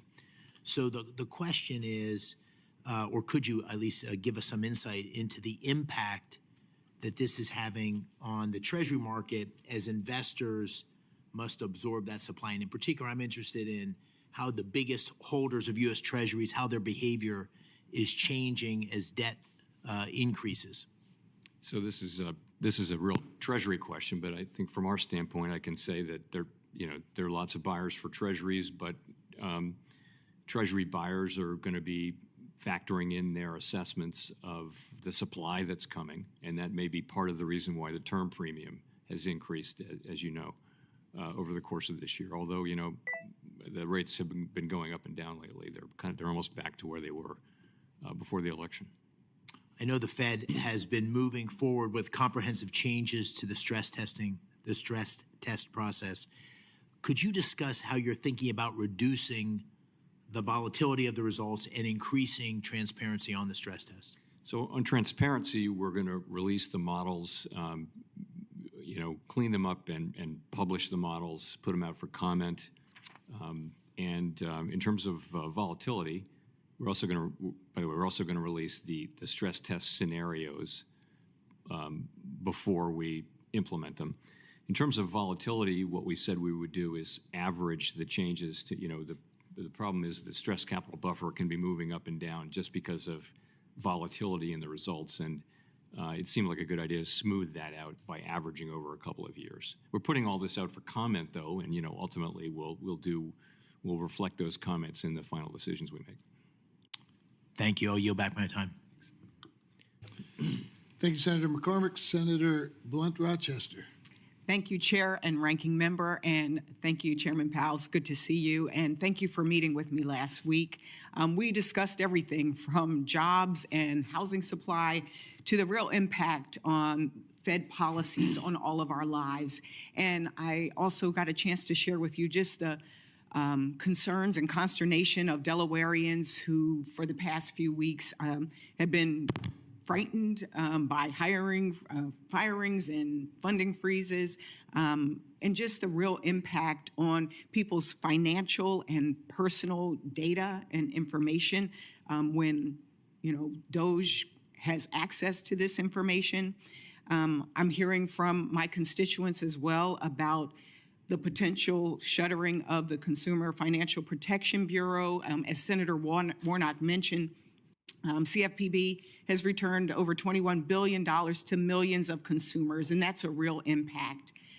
But I want to also highlight that it was your leadership in the Fed working with Congress and the Biden administration to really help answer that question that you were asked about if you had the choice to switch countries with France and Germany and others, that you said no, you'd rather be here. And that success is a testament to all of us. We came together during a really tough economic time at the end of this, during a pandemic, and it limited the recession and job losses. And since COVID, we've seen a robust job growth. But we also have grappled with inflation that drove prices up for so many goods. And I've worked to address one part of this phenomenon, our supply chain disruptions. In fact, I recently joined Senators Cantwell and Blackburn to reintroduce the bipartisan Promoting Resilient Supply Chains Act to address supply chain vulnerabilities. And while we see indications that inflation may be slowing, too many of our constituents are still facing high prices and economic uncertainty. We need to do everything that we can to address this anxiety and the realities that Americans are facing. And there seems to be a disconnect.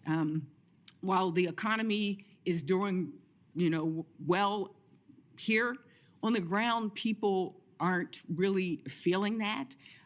So, Mr. Powell, can you talk about, from your perspective, just what is driving this disconnect between traditional economic indicators, such as GDP growth and the stock market performance, and the tangible benefits for families?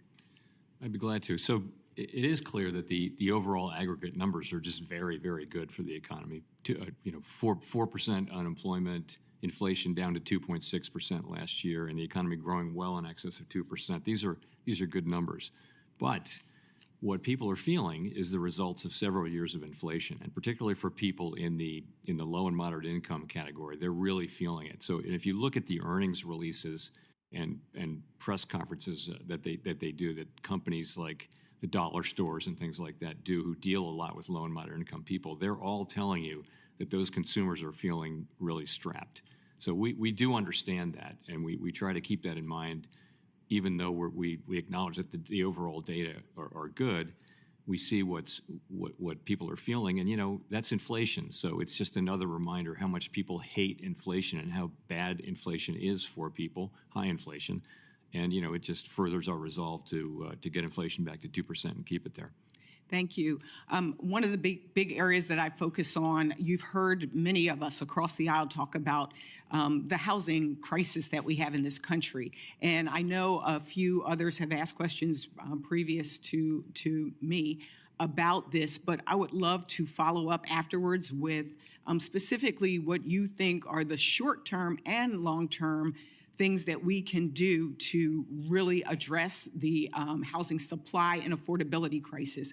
I have legislation that looks at things like reducing regulatory barriers, zoning reform, these things that we know we can, in partnership with local governments, make a significant difference. And so if I could, would love, again, to follow up with you, even cutting red tape. those kinds of things that we can do long-term and short-term. But I did want to mention one last thing in the 20 seconds that I have.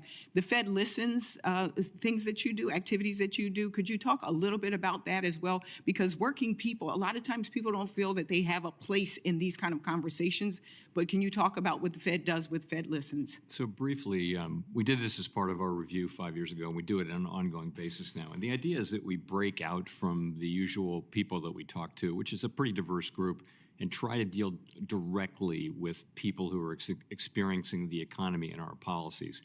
And it's quite eye-opening to listen to people talk about it. We had one person at the Chicago conference 5 years ago who said, the expansion, which was then 9 years old, is just reaching my community. And he talked for some minutes about how companies were going into prisons and finding people who weren't going to get out for a year or two and training them and stuff like that. You could hear a pin drop. It was very telling stuff. So I think we learned from all that. And so we'll keep doing it. Well, I will end by saying there's a famous quote, I think it's Martin Luther King, we may have come over on different ships, but we're all in the same boat now. We need to get it together. Thank you. I yield back. Thank you, Senator Blunt Rochester. Senator Marino. Chairman, thank you for being here. Thank you for taking the time on the phone the other day. Appreciate that very much.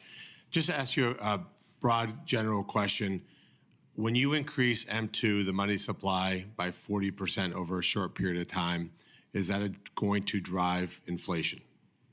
It could. Well, I think we discussed, monetary aggregates have not been a great predictor of really any other thing. But I think when there's a sharp increase like that in M2, then that could, that's something that might cause some inflation.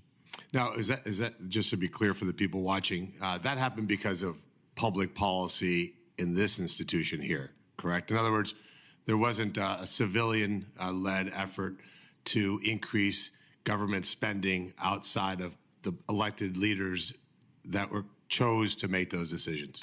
I think that was part of it. I think there were just a lot of causes in the inflation that we saw, but that, it's fiscal policy, it was monetary policy, it was just closing and reopening the economy. It just generated a bunch of confusing signals and then a lot of inflation everywhere in the world, really, whether people did a lot of fiscal policy or not. So, but there were many factors, and that's, I would say, one of them. But just to be clear, it wasn't the citizens of the country making those decisions. Those were elected leaders choosing to close the economy. Businesses didn't decide one day to close, didn't decide to not be able to go to work. Those were decisions made by policymakers, correct? Yes. So it's a little disingenuous to be hear my colleagues talk about how they care so much about inflation when in reality they cause it. But I don't want to continue that. I'd ask you a question just out of curiosity, because you worked at the Department of Treasury. At what point did you think they were going to run out of ink? Did that concern you, that maybe it was possible that they were printing so much money that the Treasury would have to find alternate ink suppliers? Didn't occur to me, but good question. So along those lines, something that concerns me a lot is the idea that we would even look like China in any way. So can I have your commitment that as long as you're the chairman of the Federal Reserve System, that we will never have a central bank digital currency? Yes. Thank you for that. I think that's extremely important. It makes me very happy to hear you say that. Shifting gears to a little bit, something that matters to me and entrepreneurs all over the country is, why can't I wire somebody money at 6 p.m. Eastern time? Can we get to a 24/7 scenario where wires are cleared every day, all day? I think that would be very, very helpful to businesses all over the country. So that's coming. It's just coming slowly here. We have that at FedNow. We'll get in touch with you about FedNow. We provide that service between two banks, and others want to provide it too. But yes, we do kind of lag a lot of other countries in that, and it is time for that to happen. So I know I don't want to put you on the spot, but to put you on the spot, FedNow, I was very familiar with it, but it was a little bit late in coming. Can we get a commitment to do that this year, so that by the end of this calendar year, businesses can transact 24/7 and settle payments? Well, I think they can do that now I believe they can do it now on FedNow, and they can also do it on the RTP system as well. So I think it's available. Let me check in and I'll follow up with you. That'd be great. Now, one other piece of the puzzle here is what do you think the Fed can do to fight international terror groups? For example, Hamas, Hezbollah, Iran, the proxies that are funded by places like Qatar. Do you think that we're doing enough to keep them outside of the banking system? Because at the end of the day, terrorism is ultimately funded by these bad actors. I met with the hostage families this morning. It was heart-wrenching to hear stories about kids that are my kids' age being held for almost 500 days. The Qataris are obviously completely complicit in all this. What can we do? What advice would you have that we can do to make certain that we bring these terror groups to their knees? You know, we do enforce the money laundering laws very, very strictly, and but it's a tough question. You know, it's a huge focus in international meetings and things like that. But you're right; it's really hard to nail it down, particularly if it's all happening overseas. But we can do what we can do with our banks. We don't want to make it so costly, though, that they debank people because they're so worried about violating the anti-money laundering laws. I mean, that's some of what's happening, according to the banks, is that they're so afraid that there might be money laundering that they just cut people off at the first flag, as opposed to perfectly legal businesses are being, thrown out because of their fear of being caught doing money laundering. So I think there's a balance there, but no, it's a really, really hard project and one we spend a lot of time on. Thank you, Chairman. Thank you, Senator Marino. The patient and persistent Senator Kim.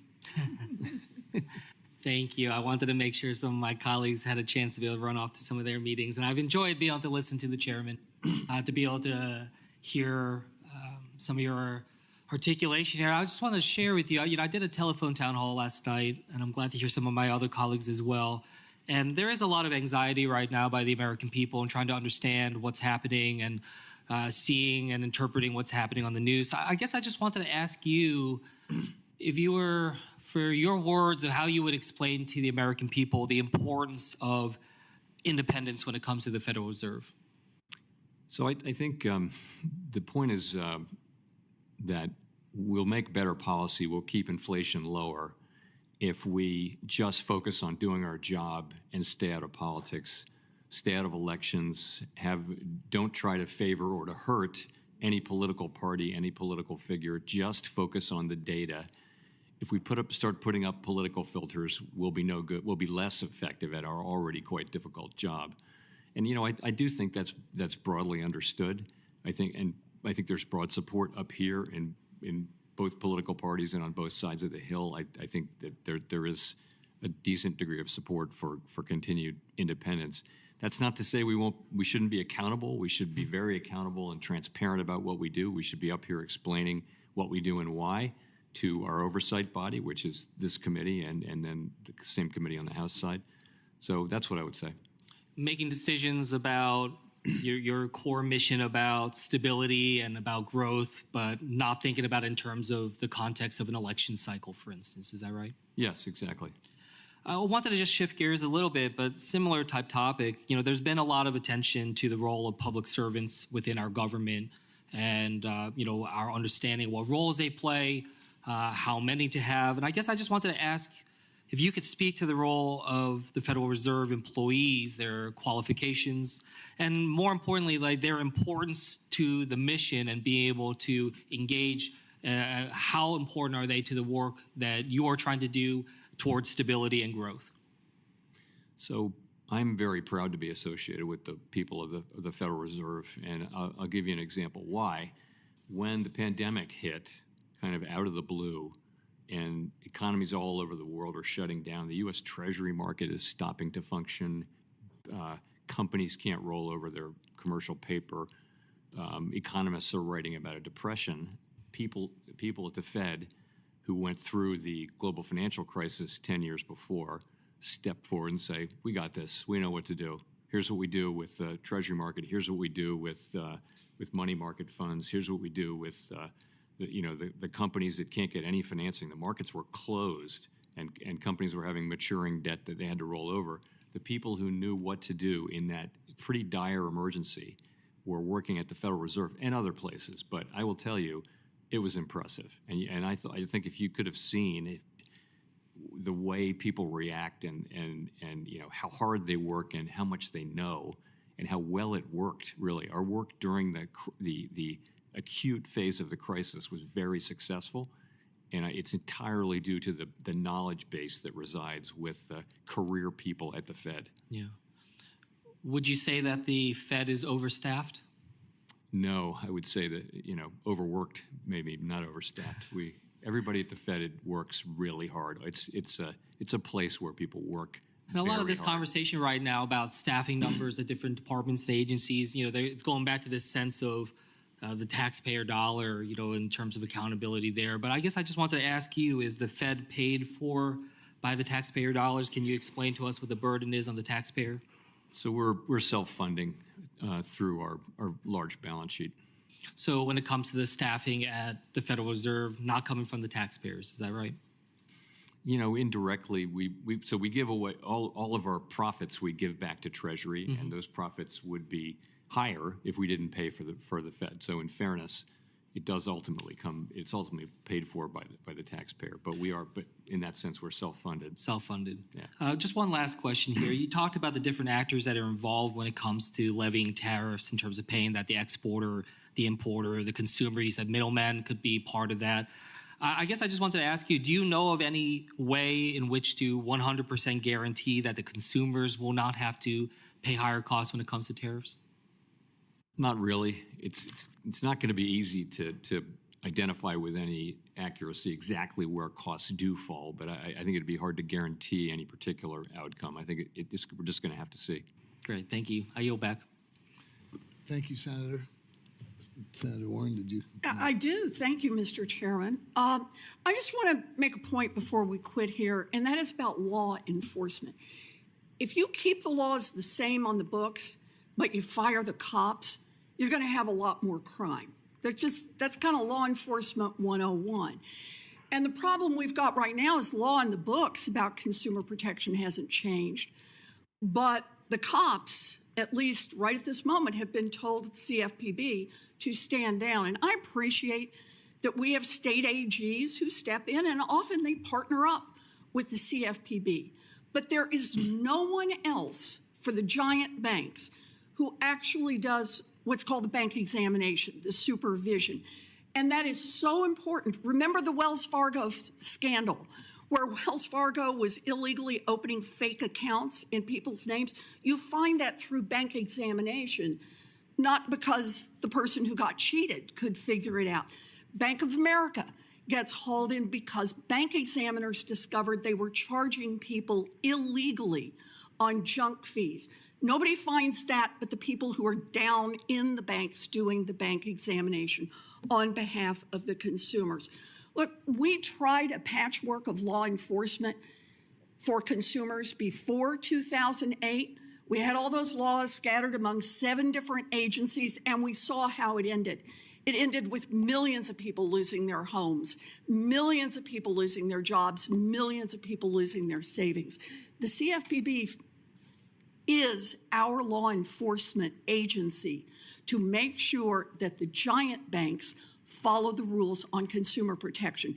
And for me, right now, I'd be really worried about doing business with a giant bank when there's no cop on the beat. Thank you, Senator. I will recognize myself for just one question, and it'll even be relevant to your job, I promise. Mr. Chairman, so thank you for your patience and for being here. I wanted to follow up on there were some questions, or at least I know Senator Rounds asked a Basel III question, and your response was basically, let's get the people in place from the administration, and then we'll proceed again. Treasury Secretary Besson recently said that the banking system is, I believe, said, quote, well-capitalized, perhaps over-capitalized, unquote. And given that assessment, or if you agree with it, could you discuss the necessity of advancing a new Basel III proposal, specifically how an updated regulation would impact the ability of the regional banks to compete with the big Wall Street banks? and what considerations should be taken into account to ensure that we have a competitive banking system? Because I know there's this concern comes and goes. And for those of us who have largely regional banks, or God love them, the best of all, community banks and credit unions, a competitive system is really important. So if you could just answer that, and then I'll wrap up. Sure. So we're eager to get together with new colleagues from the FDIC, new leadership at the FDIC and the OCC, to try to finish Basel III.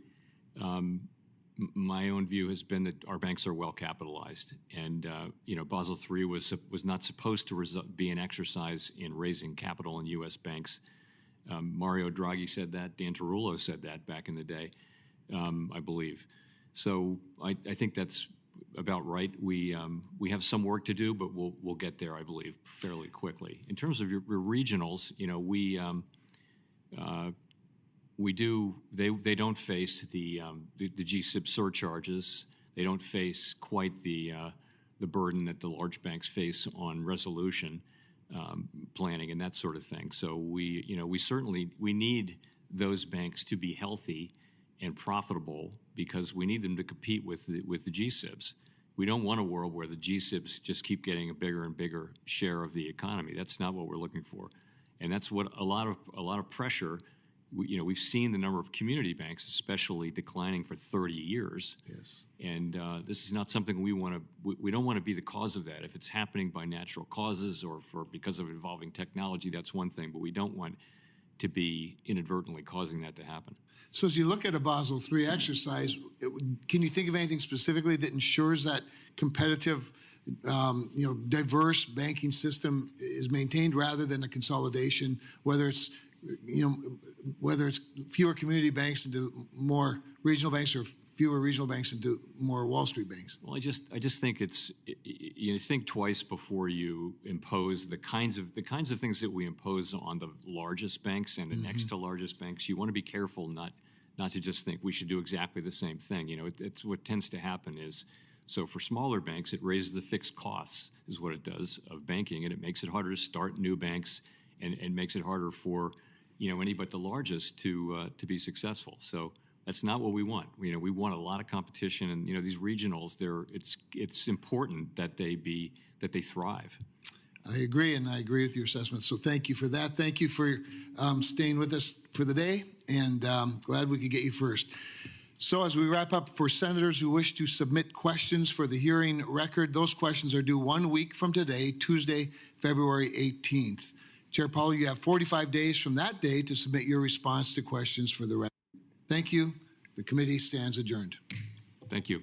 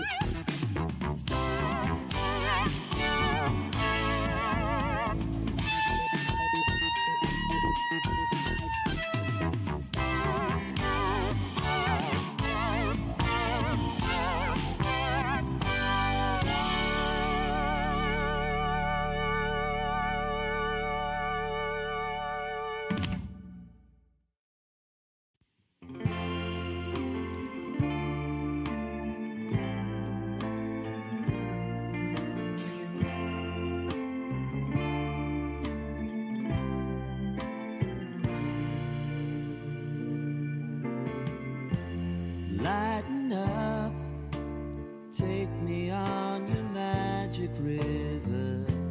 Tell me all your dreams align. Sign me up and tell me about the people that you know who are trying to feel alive.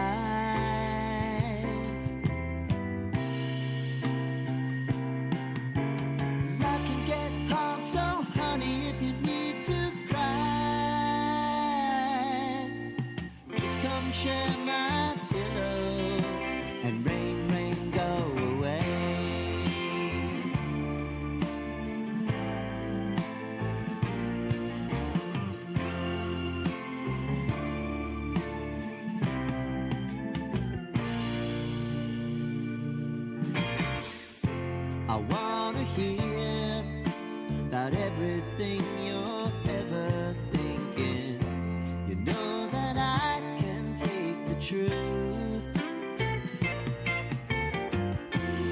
Call me out if you think I'm never slipping. Maybe I can turn it around.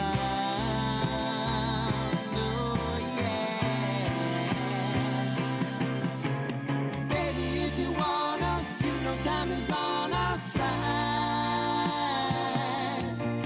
Things are gonna haunt us, we'll just have to put aside.